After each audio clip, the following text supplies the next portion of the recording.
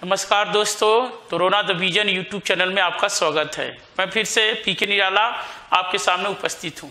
देखिए, आज हम लोग जो चर्चा करने जा रहे हैं, ठीक है, सीटेट के लिए मेगा टेस्ट की शुरुआत करने जा रहे हैं। मेगा टेस्ट की शुरुआत है हमारे चैनल के माध्यम से। हम लोग प्रत्येक सप्ताह में आपको हर विषय का अलग अलग टेस्ट का आयोजन करवाएंगे और जिसके माध्यम से आप जो है उस पर आप अपना मूल्यांकन कर सकते हैं और हम अपना डिस्कशन कर सकते हैं। हम लोग डिस्कशन कराएंगे, क्वेश्चन देंगे और क्वेश्चन के आधार पर हम लोग डिस्कशन कराएंगे।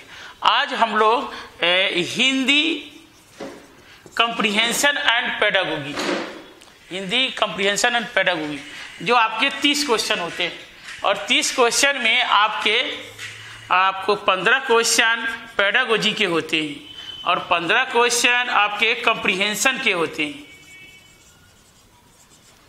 तो 15 क्वेश्चन पेडागोगी के हैं और 15 क्वेश्चन कॉम्प्रिहेंशन के हैं।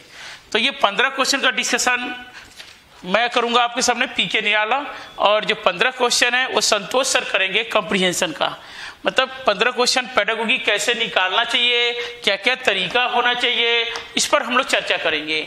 और 15 क्वेश्चन कॉम्प्रिहेंशन का है जो संतोष सर आपको बताएंगे कि मतलब कैसे, मतलब कॉम्प्रिहेंशन दिया हुआ है उससे कैसे आप निकालेंगे और किस तरह से। बहुत सारे बच्चे यहाँ भी गलती कर देते हैं, 15 में से 10 नंबर आ रहे हैं ये, जबकि 15 में से 14 या 15 नंबर तो आना ही आना चाहिए आपको, लेकिन नंबर नहीं आते। कारण क्या है वो आपको हम इस पर बताया जाएगा। तो आज अभी शुरुआत करते हैं क्वेश्चन को, पता है 15 नंबर की पेडागोजी का, देख, जिसमें आपको हम क्वेश्चन बोलेंगे और ऑप्शन बोलेंगे और फिर मैं बताऊंगा कि 3 ऑप्शन कैसे गलत है और एक ऑप्शन कैसे सही है। अगर इस चीज को अगर आप जान जाएंगे सीटेट में तो आप समझिए कि आपका पेडागोगी बहुत ही अच्छा होगा, क्योंकि आपको पता है कि पेपर फर्स्ट में 90 नंबर की पेडागोजी आती है और पेपर सेकेंड में 80 नंबर की पेडागोजी आती है। अगर आपका पेडागोजी सही हो जाए तो सिलेक्शन आपका 200% हो जाएगा। तो चलिए आज हम लोग चर्चा करते हैं, आपको शुरुआत करते हैं हम लोग पेडागोजी में। शुरुआत करने से पहले मैं एक बार बात बताना फिर जाऊंगा ये कि जो हिंदी की जो पेडागोजी है, जो जिसमें आपको 30 क्वेश्चन आते हैं, जिसमें से 15 क्वेश्चन पेडागोजी के होते हैं और 15 क्वेश्चन आपके कॉम्प्रिहेंशन के होते हैं।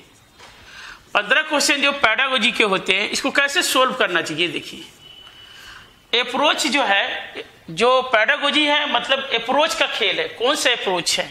देखिए, अप्रोच 2 ही होता है इसमें, एक चाइल्ड सेंटर है और एक टीचर सेंटर है। अगर आप अप्रोच को पहले ही जान जाएंगे तो सवाल अपने आप सही हो जाएगा। चाइल्ड सेंटर जो है, चाइल्ड सेंटर की अवधारणा को सीटेट स्वीकार करता है और टीचर सेंटर को सीटेट स्वीकार नहीं करता है। पहले बात समझना इस चीज को। हम लोग क्या करते हैं, टीचर सेंटर के अनुसार सवाल को सोल्व कर देते हैं और फिर करते हैं मेरा सिलेक्शन नहीं हुआ, क्योंकि अप्रोच गलत है आपका। तो अप्रोच को सही कीजिए, चाइल्ड सेंटर है।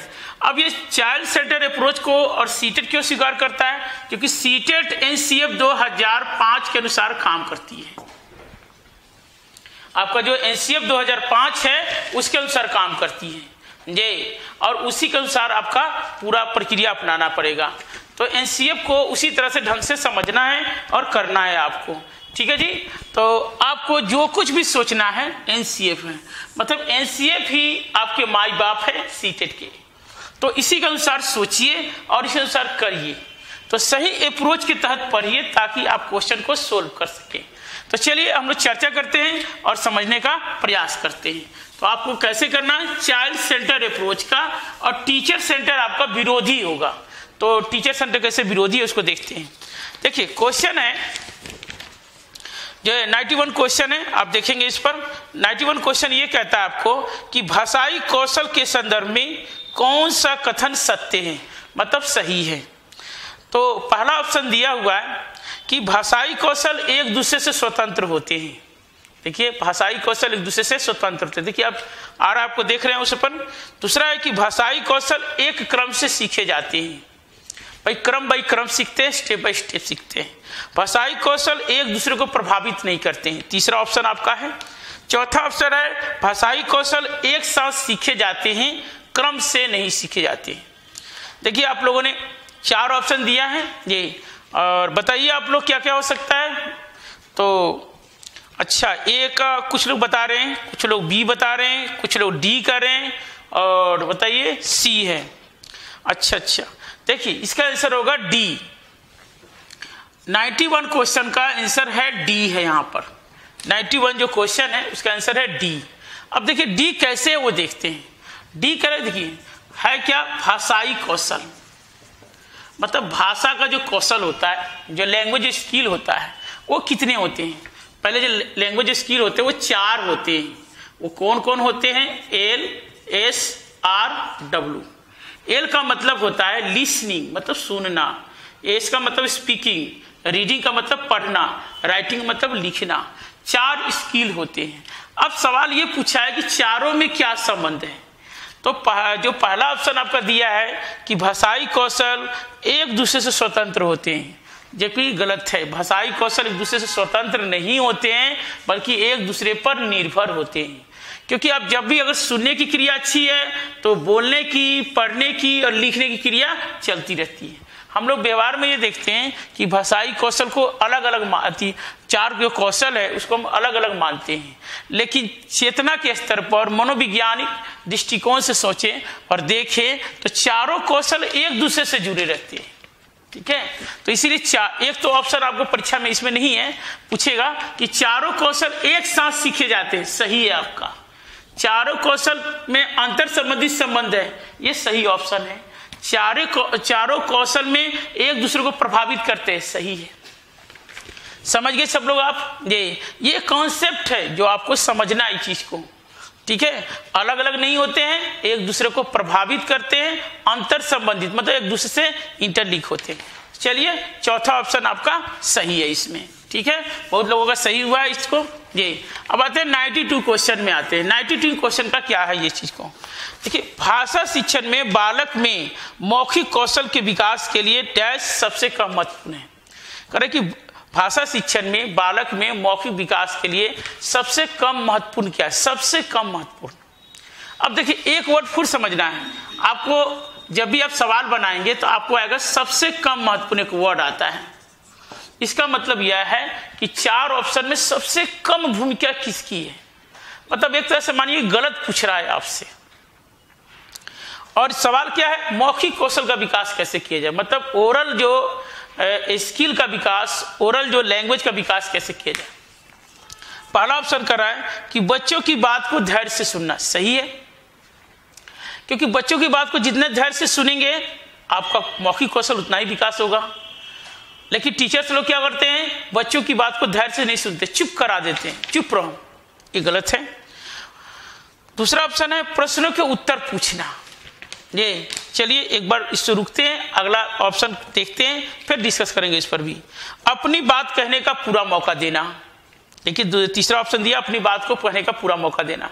जब तक बच्चे को अपनी बात कहने का पूरा मौका नहीं देंगे, बच्चे में भाषाई कौशल, ओरल जो लैंग्वेज है, मौखिक कौशल, उसका विकास नहीं होगा। हम लोग बच्चों को मौका नहीं देते हैं, टीचर बोलते हैं और बच्चे सुनते हैं। ऐसा नहीं होना चाहिए, बच्चों को बोलने का पूरा मौका देना चाहिए और टीचर्स को फैसिलिटेटर के रूप में काम करना चाहिए। किसी विषय पर चर्चा करना, तो जितना चर्चा करेंगे बच्चे में मौखिक कौशल का विकास उतना ही होगा। तो चर्चा करना बहुत जरूरी है, लेकिन क्लासों में क्या करते हैं हम लोग, चर्चा कम करते हैं। टीचर बोलते हैं, बच्चे सुनते हैं। तो देखिए आपका ए, सी और डी राइट है, तो इसका मतलब बी गलत होगा। तो बी कैसे गलत है देखते हैं। प्रश्नों के उत्तर पूछना। आप अगर प्रश्न है उसका उत्तर पूछ लीजिए, तो बच्चा अपना विचार नहीं देगा इसमें। जो प्रश्न है किताब में से आंसर खोजेगा, उसका उत्तर देगा। तो इसमें बच्चे में मौखिक कौशल का विकास की संभावना सबसे कम होगी और 3 ऑप्शन में सबसे ज्यादा है। तो ध्यान रखिएगा, प्रश्न के उत्तर पूछने में बच्चों का मौखिक कौशल का विकास बहुत कम होता है। ठीक है जी, तो आपको ये रीजन पता लग गया कि 3 क्यों सही है, 1 क्यों गलत है। यही चीज समझना है हमें पेडागोजी के पेपर में।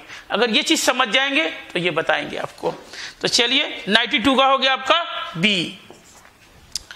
93 क्वेश्चन नंबर देखते हैं। ये 93 क्वेश्चन है, भाषा विकास के संबंध में कौन सा कथन सही नहीं है। एक बात समझना है, फिर आ गया सही नहीं है। अब कई लोग पढ़ेंगे सही तो पढ़ लेंगे लेकिन नहीं पढ़ेंगे। तो सही नहीं मतलब गलत पूछ रहा है आपसे।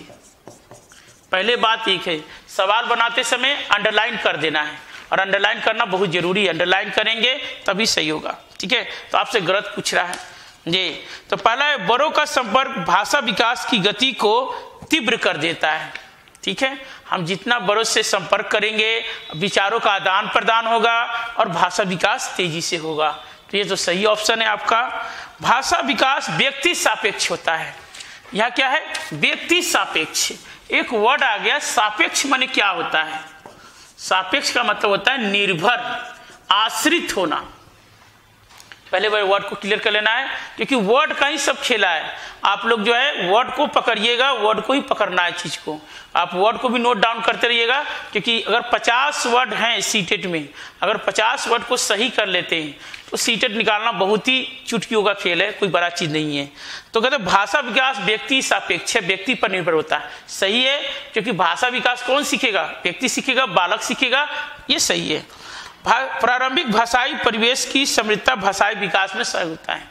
देखिए बात सही है। भाषा विकास कैसे होगा? जितना आप भाषाई परिवेश से जुड़ेंगे भाषा उतना ही सीखेंगे। परिवेश का मतलब होता है आसपास। तो देख लीजिए, जहां भी परिवेश होगा वो सही होगा, क्योंकि वो आसपास के परिवेश से जितना जुड़ेंगे भाषा का विकास उतना ही होगा। ये चौथा ऑप्शन है, भाषा विकास व्यक्ति निरपेक्ष होता है। देखिए सापेक्ष का उल्टा होता है निरपेक्ष। निरपेक्ष मतलब होता है स्वतंत्र। अब देखिए वर्ड का अर्थ आपने समझा, आपका मीनिंग निकल गया तुरंत। तो व्यक्ति निरपेक्ष का मतलब है ये व्यक्ति से स्वतंत्र होता है, यानी भाषा विकास व्यक्ति नहीं सीखता है, कोई और सीखता है। ये सही है क्या? नहीं है, इसलिए इसका ऑप्शन हो गया डी। 93 का आपका डी होगा। देखिए सभी लोग सही है, हाँ देखिए सब बहुत लोग सही है इसमें, ठीक है। 94 का देखते हैं। अब देखिए 94 का जो क्वेश्चन है, क्वेश्चन पर देख रहा होगा आपने, ये वहां जो क्वेश्चन वो शिक्षण विधि से पूछा है, टीचिंग मेथड से। इसके मैं अलग से क्लास दूंगा आपको और मैं आपको बताऊंगा। भाषा सीखने की कौन सी विधि मातृभाषा को मध्यस्थ बनाए बिना दूसरी भाषा को सीखने में सहायक होता है?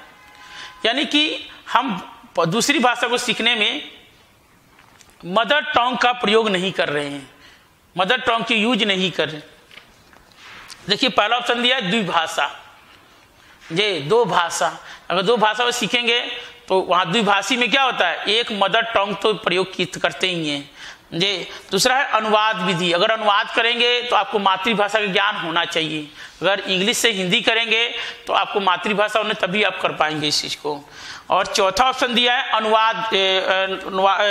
चौथा ऑप्शन जो है आपका अप्रत्यक्ष विधि है, उसको देखते हैं। तो उसमें क्या है आपको कि अप्रत्यक्ष विधि में क्या है? अप्रत्यक्ष विधि में अगर इनडायरेक्ट रूप से सीखते हैं तो वहां भी क्या होगा आपके लिए, मतलब जो है आपको मातृभाषा का प्रयोग करना पड़ेगा। लेकिन जो तीसरा ऑप्शन दिया है प्रत्यक्ष विधि, ठीक है, उसमें आपको प्रयोग करना पड़ेगा। प्रत्यक्ष विधि में क्या होगा? डायरेक्ट रिलेशनशिप है। जैसे हम ए का बी से सीखना है, बी को ए से सीखना है, तो यहाँ मातृभाषा की कोई जरूरत नहीं है। इसकी मैं अलग से क्लास दूंगा आपको, तो मतलब जो है आपको क्लियर हो जाएगा चीज को लेकर। ठीक है जी, ओके, बहुत अच्छा। 94 का हो गया आपको, सी हो गया। 95 भाषा अर्जन के संबंध में, भाषा अर्जन के संबंध में कौन सा कथन सत्य? सत्य माने सही है। पहले ये सब वर्ड को ध्यान, सत्य है मतलब ट्रूथ है, सही पूछ रहा है। भाषा अर्जन का मतलब होता है ये भाषा को ग्रहण करना। देखिए कॉन्सेप्ट है भाषा अर्जन कैसा होता है। एक वर्ड आएगा भाषा अर्जन, एक आएगा भाषा अधिगम। देखिए भाषा अर्जन जो होता है वो स्वाभाविक होता है, सहज होता है, नेचुरल होता है। इंग्लिश में समझे तो नेचुरल होता है। भाषा जो अधिगम होता है वो प्रयासपूर्ण होता है, हम कोशिश करके सीखते हैं। और ये कौन सी भाषा सीखते हैं? भाषा अर्जन में मातृभाषा को सीखते हैं। समझ गए कि भाषा अर्जन हम लोग मातृभाषा सीखते हैं। और मातृभाषा मतलब आपकी हिंदी अगर मातृभाषा है तो अब स्वाभाविक भाषा है, सहज भाषा है। मतलब इसके लिए प्रयास नहीं करना पड़ता है, आप अपने समाज से स्वतः ही सीख जाते हैं।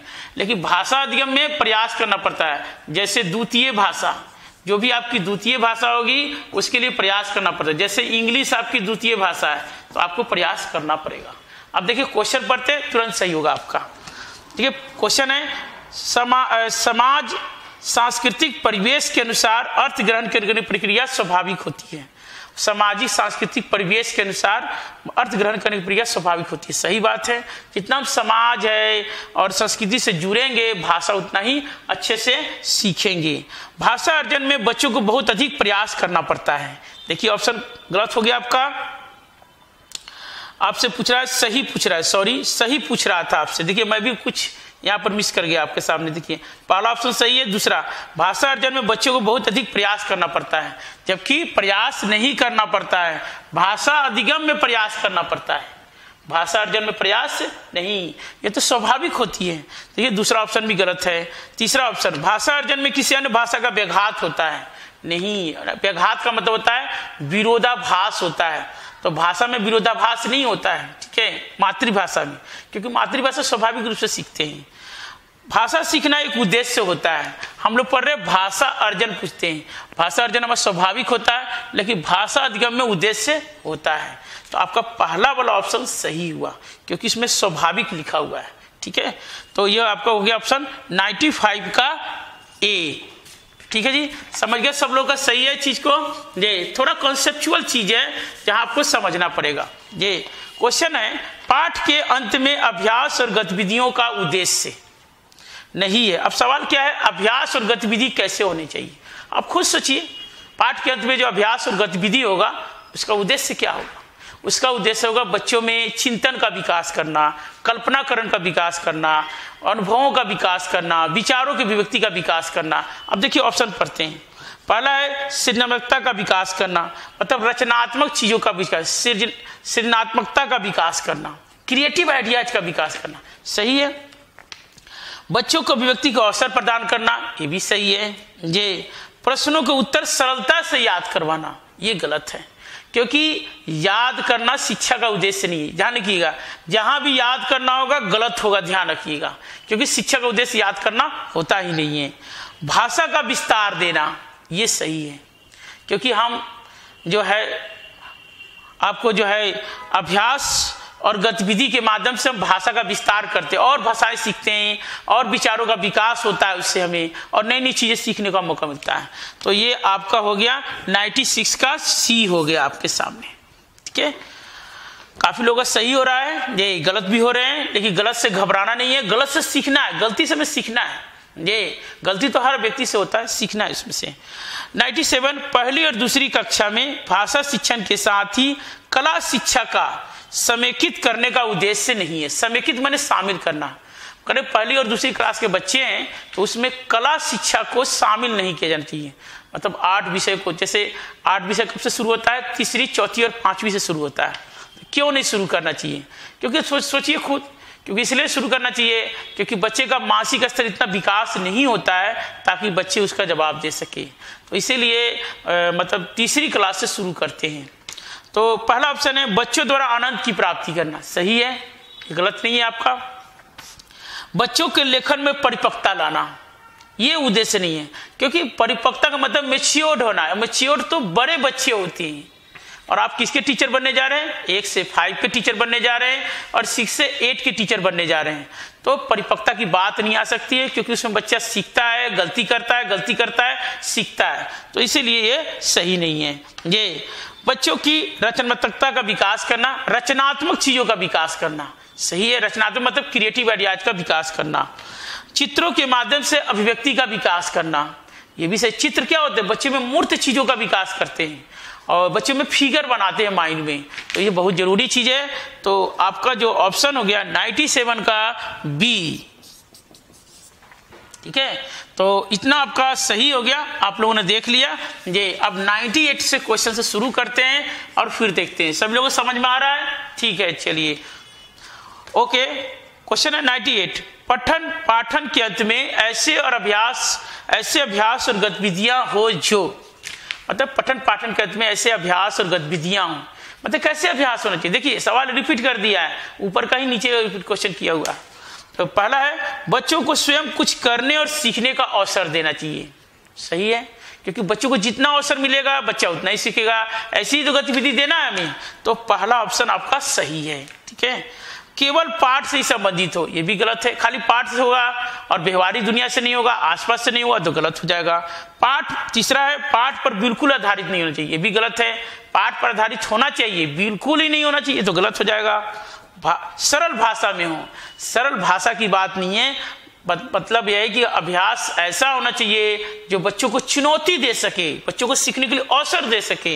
यू राइट, तो आपका पहला ऑप्शन सही हुआ। बाकी क्यों नहीं सही हुआ मैंने आपको बता दिया चीज को। क्वेश्चन नंबर है 99, भाषा शिक्षण में खेल का सर्वाधिक महत्वपूर्ण योगदान होता है। अब देखिए ये भी एक विधि मतलब टीचिंग मेथड्स का सवाल है। हिंदी में बच्चों को पढ़ाते हैं खेल विधि से, वो खेल नहीं है जो बच्चों को हम प्ले ग्राउंड में खिलाते हैं। यहाँ भाषा सीखने की खेल विधि होती है, इसका अलग से क्लास देंगे, आपको बताएंगे। ये तो ऑप्शन पढ़ते हैं। पहला है खेल भाषा को विस्तार देते हैं। सही बात है, क्योंकि खेल विधि में बच्चों को जब भाषा सिखाते हैं तो बच्चों को अनौपचारिक भाषा का विकास होता है, अनौपचारिक भाषा, इनफॉर्मल लैंग्वेज का विकास होता है। खेल में आनंद आता है, ये तो सही है, लेकिन इसके लिए हम लोग खेल विधि का प्रयोग नहीं करते भाषा शिक्षण में कि आनंद लेने के लिए। खेल में शारीरिक विकास सही है, ये भी सही है, लेकिन भाषा शिक्षण में खेल विधि का ये उद्देश्य नहीं होता है। भाषा शिक्षक को कम श्रम करना पड़ता है, मतलब कहने मतलब कि खेल विधि मतलब बच्चों को खेलने के लिए छोड़ दिया और टीचर आगे जो है सो गया, नहीं, ये नहीं है। खेल विधि में टीचर भी एक्टिव रहेगा और बालक भी एक्टिव रहेगा, इसलिए ये ऑप्शन भी गलत है। तो पहला ऑप्शन आपका 99 का 99 का ये सही है। ठीक है, किसी को कोई डाउट? नो, चलो कोई बात नहीं है, कोई डाउट हो तो बताइएगा उसमें। क्वेश्चन नंबर 100, एक प्राथमिक शिक्षक के रूप में आप सतत और व्यापक आकलन करते समय किसे सर्वोपरि मानेंगे। अब देखिए सवाल आ गया मूल्यांकन का, सतत आकलन। देखिए एक हम टॉपिक डिस्कस करेंगे, आपको साइकोलॉजी में एक टॉपिक पढ़ाएंगे आपको, कंटिन्यूअस ये असेसमेंट। ये क्या होता है, एक लाइन में समझ लीजिए। सालों भर बालक का अवलोकन करके, ऑब्जर्वेशन करके उसका मूल्यांकन करना। सालों भर बालक का अवलोकन करके मतलब सालों भर बालक में ये देखेंगे सीखने की प्रक्रिया में सुधार हुआ है कि नहीं, ये बच्चे ने क्या सीखा नहीं सीखा, इस सब की चीज की पड़ताल की जाती है, जांच की जाती है, न कि कमियां निकालना। कमी निकालने के लिए नहीं, फेल पास करने के लिए मूल्यांकन नहीं करते हैं। तो देखते हैं, पहला लिखित प्रश्न पत्र, मतलब प्रश्न का जवाब लिख दो, ये हो गया मूल्यांकन, नहीं, इसके लिए नहीं करते हैं। पाठ से देखकर सुलेख लिखना, सुंदर सुंदर, कई टीचर्स क्या करते हैं, सुंदर सुंदर राइटिंग होता है उसको नंबर अच्छे दे देते हैं, नहीं, ये गलत चीज है। हमें सुंदर लिखावट पर नहीं, हमें विचारों पर ध्यान देना है। लिखावट तो सही होनी चाहिए, लेकिन उससे ज्यादा जरूरी है विचार। बच्चों द्वारा विभिन्न संदर्भों में भाषा प्रयोग की क्षमता का विकास करना, ये सही है। संदर्भ का मतलब अलग अलग संदर्भ में बच्चों के प्रयोग की क्षमता का विकास करना। यहाँ संदर्भ जहां भी होगा सही होगा, क्यों? क्योंकि संदर्भ का मतलब अलग अलग तरीके से बच्चों को भाषा सिखाना है, तो ये तो सही है आपका। कठिन शब्दों का श्रुत लेख मतलब सुनकर लिखना, ये गलत है, क्योंकि बच्चा उसमें अनुकरण करेगा, अपने विचार नहीं व्यक्त करेगा। तो इसके लिए 100 का सी सही है आपका। ठीक है, क्वेश्चन नंबर 101, प्राथमिक स्तर पर बच्चों की पठन क्षमता का आकलन करने में किस प्रकार की सामग्री का प्रयोग करना चाहिए, करना महत्वपूर्ण है, ये सवाल है आपका। तो करें कि पठन क्षमता का आकलन कैसे करेंगे, ये रीडिंग जो कैपेसिटी है उसका, ये एबिलिटी है उसका कैसे आकलन करेंगे। तो पर कि बाल साहित्य की कोई संवादात्मक कहानी, ये संवाद वाली कोई कहानी, ये सही है आपका, क्योंकि बाल साहित्य का मतलब होता है बालक के मनोविज्ञान के अनुसार साहित्य की रचना करना, और वो साहित्य कैसा है, मतलब संवाद के रूप में है, डायलॉग के रूप में है, ये तो सही है, क्योंकि उससे बच्चे ज्यादा सीखेंगे। पाठ्य पुस्तक, ये पाठ्य पुस्तक में बच्चे उतना नहीं सीख पाएंगे, क्योंकि पाठ्य पुस्तक में जो अक्षर होते हैं वो सब अमूर्त होते हैं, उसको ज्यादा नहीं सीख पाते हैं। औपचारिक पत्र, औपचारिक पत्र भी क्या होता है, वो भी एक तरह से पाठ पुस्तक रूप में ही होते हैं। लेटेस्ट लिखना औपचारिक पद, उससे कैसे भाषा सीखेंगे जी।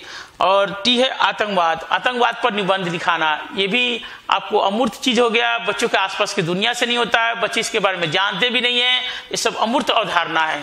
हाँ, मेरी माँ, ये सब मूर्त अवधारणा, क्योंकि बच्चे देख रहे हैं, आतंकवाद को कहाँ देखेंगे, तो ये गलत है। ये हो गया 101 का ए हो जाएगा। 102 प्राथमिक स्तर पर बच्चों की घर की भाषा को अपनी कक्षा में स्थान देना चाहिए, जरूरी है। ठीक है, तो देखिए घर की भाषा को अपने विद्यालय में स्थान देना है, मतलब देना है। देखिए एक बहुत बड़ी समस्या है कि घर की भाषा मातृभाषा होती है, ठीक है, घर की भाषा मातृभाषा होती है, और उसे विद्यालय में स्थान देना चाहिए कि नहीं देना चाहिए, तो देना चाहिए, क्योंकि घर की भाषा में बच्चा पढ़ता है, लिखता है, सोचता वही है, तो विद्यालय में उसी भाषा में पढ़ा जब बच्चा जल्दी सीखेगा। देखिए पहला ऑप्शन क्या दिया, बच्चे ने अभी पूर्णता नहीं सीखी, नहीं सीख चुका रहता है, क्योंकि बच्चे जो घर की भाषा होती है वही इसकी सबसे बड़ी पूंजी होती है, सबसे बड़ा मटेरियल वही होता है। देखिए दूसरा ऑप्शन दिया है बच्चे की भाषाई पूंजी होता है। देखिए आगे ऑप्शन डिस्कशन किया वही आ गया, क्योंकि जो घर की भाषा होती है और जब बच्चा विद्यालय आता है तो अपने साथ वो भाषा के रूप में पूंजी, बहुत बड़ा मटेरियल लेके आता है, और टीचर को उसी भाषा के आधार पर बच्चों को पढ़ाना चाहिए। लेकिन टीचर क्या करते हैं, अपनी भाषा के अनुसार अपने अनुसार पढ़ाते हैं, और ये सबसे गलत चीज है। मानक स्वरूप लिया होना चाहिए। मैंने बताया ना, जो विद्यालय में टीचर अपने अनुसार पढ़ाते हैं वो मानक भाषा होता है। मानक भाषा मतलब शुद्ध भाषा, स्टैंडर्ड भाषा, जो बच्चों की भाषा नहीं होती है। तो ध्यान रखिएगा, जहां भी मानक भाषा है वो गलत होता है, क्योंकि बच्चों की भाषा मानक भाषा नहीं मातृभाषा होती है। ठीक है जी, तो मतलब आपको चौथा है सरल होती है, सरल से मतलब नहीं है, तो आपके ऑप्शन हो गए बी, 102 का बी सही है आपका। ये 103 का देखते हैं, समझ में आ रहा है सबको, ये निधि समझ में आ रहा है सबको आप लोग को, बहुत अच्छा। भाषा सीखने सिखाने के संबंध में गृह कार्य का उद्देश्य, मतलब होमवर्क का क्या उद्देश्य है, होमवर्क क्यों देते हैं बच्चों को। होमवर्क में इसलिए देते हैं बच्चों को कि बच्चा सीख सके, सीखने की प्रक्रिया का विकास हो सके। देखिए अभिभावक को प्रसन्न करना, देखिए व्यवहार में यही होता है, अभिभावक को प्रसन्न करने के लिए हम लोग देते हैं ये। दूसरा है बच्चों को कार्य में व्यस्त रखना, ये बच्चों को कार्य में व्यस्त रखने के लिए गार्जियन नहीं सोचते कि भाई होमवर्क ज्यादा से ज्यादा दो, बच्चे कार्य में व्यस्त रहेंगे और बच्चे अपना मग्न रहेंगे, ऐसा नहीं है। व्यस्त रखना जरूरी नहीं, सीखना जरूरी है। तीसरा क्या है, कॉपी भरवाना, स्कूलों में यही होता है, कॉपी भरा है कि नहीं, ये यही होता है। चौथा है सीखने को विस्तार देना, ये सही है, हमें होमवर्क वही देना चाहिए जो क्लास में सिखा रहे हैं, वही घर पर भी वही सिखाना चाहिए, तो उससे क्या होता है सीखने की प्रक्रिया का विस्तार होता है, बच्चे सीखते हैं। तो इसका ऑप्शन हो गया आपको 103 का डी। 104 भाषा सीखने में मातृभाषा का व्याघात होता है। देखिए ये सवाल बड़ा मजेदार सवाल है, ये भाषा सीखने में मातृभाषा व्याघात का मतलब होता है कंट्राडिक्टरी, कंट्राडिक्टरी का मतलब होता है विरोधाभास। अभी क्या विरोधाभास है, देखिए एक घर की भाषा होती है, एक विद्यालय की भाषा होती है।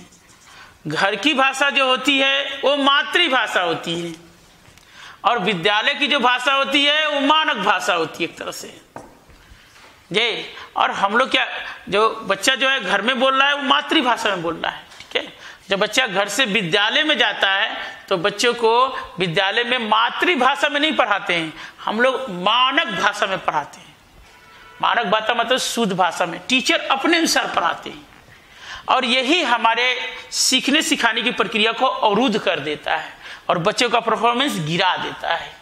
तो पढ़ाई कैसा होना चाहिए था, घर की भाषा को विद्यालय में मान्यता देना चाहिए था, मातृभाषा को विद्यालय में मान्यता देना चाहिए, लेकिन हमारे यहाँ मानक भाषा। और हम जानते हैं कि आपके स्कूलों में रिजल्ट क्यों नहीं सुधर रहा है, सबसे बड़ा रीजन है कि टीचर अपने अनुसार अपनी भाषा के अनुसार पढ़ाने का प्रयास करते, तो विरोधाभास होता है। ये सी ऑप्शन सही होगा, 104 का सी। लास्ट क्वेश्चन है, देखिए भाषा सीखने में होने वाली त्रुटि मतलब गलतियां, एरर के संदर्भ में कौन सा कथन सत्य नहीं है। सत्य नहीं है मतलब गलत है। तो पहला है त्रुटियां अस्थायी होती हैं, मतलब त्रुटियां टेम्परोरी होती है, आज है कल खत्म हो जाएगी, एकदम सही है। क्योंकि गलती होती है तो गलती सुधार किया जा सकता है, सुधारते भी हैं और तभी हम आगे बढ़ते हैं। तो ये तो सही है। भाषा सीखने में होने वाली त्रुटियां अस्थायी होती है, परमानेंट होती है नहीं। आप खुद सोचिए ना कि आपने पहले जो गलती करते थे क्या आप आज करते हैं? नहीं करते हैं। तो त्रुटियां तो मतलब जो होती है अस्थायी नहीं होती है, अस्थायी होती है, टेम्पोररी होती है। और त्रुटि करते हैं तो ये क्या है, त्रुटियां सीखने सिखाने की प्रक्रिया का अभिन्न अंग रहा है। देखिए आप सीखने सिखाने की प्रक्रिया से जब बच्चा जुड़ता है तो गलती करना स्वाभाविक है। गलती से भागना नहीं चाहिए, गलती को दूर करना चाहिए, गलती को उजागर करना चाहिए। और जितना गलती उजागर करेंगे उतना सीखेंगे। लेकिन हम लोग क्या समझते हैं, कोई बच्चा गलती कर रहा है, ये तो नालायक है, ये तो डफर है, ये तो कुछ नहीं जानता है, इससे कुछ नहीं होगा। नहीं, जो गलती कर रहा है उससे सीखने का एक मौका मिलता है। ठीक है, गलती को कभी भी छुपाना नहीं चाहिए, गलती को उजागर करना चाहिए। तो बहुत महत्वपूर्ण चीज है। ठीक है, तो इस तरह से ये ऑप्शन सही हुआ आपका। इसमें गलती मतलब जो गलत आंसर है वो है 105 का बी ऑप्शन है। ठीक है, तो इस तरह से हमने आपको पेडागोजी में बताया। देखिए हमारा ये चर्चा करने का मुख्य उद्देश्य यही है, मैं ये बताना चाहता हूं कि बहुत सारे बच्चे क्वेश्चन को कैसे करते हैं, पहला सही है, दूसरा सही है, तीसरा सही है, ऐसे नहीं। आप ये सोचिए कि 3 ऑप्शन क्यों गलत है, 1 ऑप्शन क्यों सही है। हम अपने कोचिंग इंस्टीट्यूट में, दरोरा द विजन कोचिंग इंस्टीट्यूट में, ऑफलाइन क्लासेस में या ऑनलाइन क्लासेस में हम ऐसे ही चीज़ों को बताते हैं। क्योंकि जितना हम विश्लेषण करेंगे, अंडरस्टैंडिंग करेंगे, चीज़ों को उतना ही समझेंगे। ठीक है, तो इसी तरह का जो टेस्ट है वो बहुत सारा होगा आपका और बताया जाएगा और इसी तरह से बताया जाएगा। इसके लिए आप क्या करिए, चैनल को थोड़ा आप लोग प्रचार प्रसार करिए ताकि दूसरों बच्चों को लाभान्वित हो। देखिए अच्छी चीज़ है ना, बच्चों दूसरे को बताइए ताकि चीज़ों को समझे, क्योंकि गलत डायरेक्शन में बहुत सारे लोग तैयारी करते हैं। तो इसीलिए मेरे चैनल को आप लोग लाल जो बटन है सब्सक्राइब का, उसे आप मतलब उसे बटन को दबाइए और बेल आइकन को भी दबाइए ताकि आपको मतलब इस तरह का टेस्ट आपको सप्ताह में कम से कम 5 टेस्ट तो होंगे। साइकोलॉजी का, मैथ का, साइंस का, हर सेक्शन का शुरू होगा और इसी तरह से मजेदार ढंग से, तार्किक ढंग से चीज़ों को समझाया जाएगा। तो चलिए, थैंक यू इसके लिए।